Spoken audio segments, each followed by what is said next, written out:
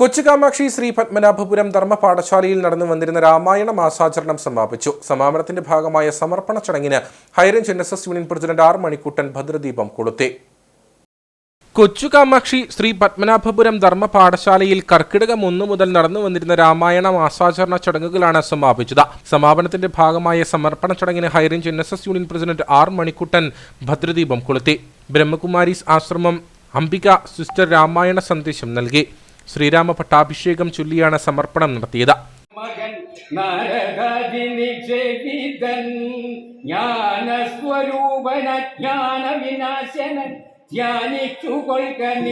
മാരുതി മാനുഷവേഷം ധരിച്ചു പോയി ശ്രീരാമവൃത്തം ഗുഹനയും കേൾപ്പിച്ചു സത്വരം ചെന്നു നന്ദിഗ്രാമമുൾപ്പുക്കു ഭക്തനായിടും. ജില്ലയിലെ വിവിധ കരയോഗങ്ങളിൽ നിന്നായി നിരവധി സമുദായ അംഗങ്ങൾ രാമായണ പാരായണത്തിൽ പങ്കെടുത്തു. NSS വനിതാ യൂണിയന്റെ നേതൃത്വത്തിലാണ് രാമായണ മാസാചരണ ചടങ്ങുകൾ നടത്തിയത്.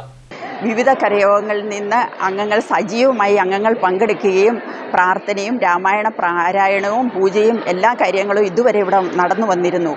നമ്മുടെ ശ്രീ പത്മനാഭപുരത്ത് എൻ്റെ എല്ലാ പ്രശ്നങ്ങളും ഈ രാമായണ പാരായണത്തോടു കൂടി അവസാനിക്കണം എന്ന പ്രാർത്ഥനയോടുകൂടിയാണ് ഞങ്ങൾക്ക് ഞങ്ങളുടെ ഈ ശ്രീ പത്മനാഭപുരം തിരിച്ചു കിട്ടണം, നമ്മുടെ യൂണിയൻ തിരിച്ചു കിട്ടണം എന്നുള്ള ഒറ്റ പ്രാർത്ഥനയോടെയാണ് നമ്മളിത് ഇവിടെ രാമായണ പാരായണം നടത്തിയിരുന്നത്.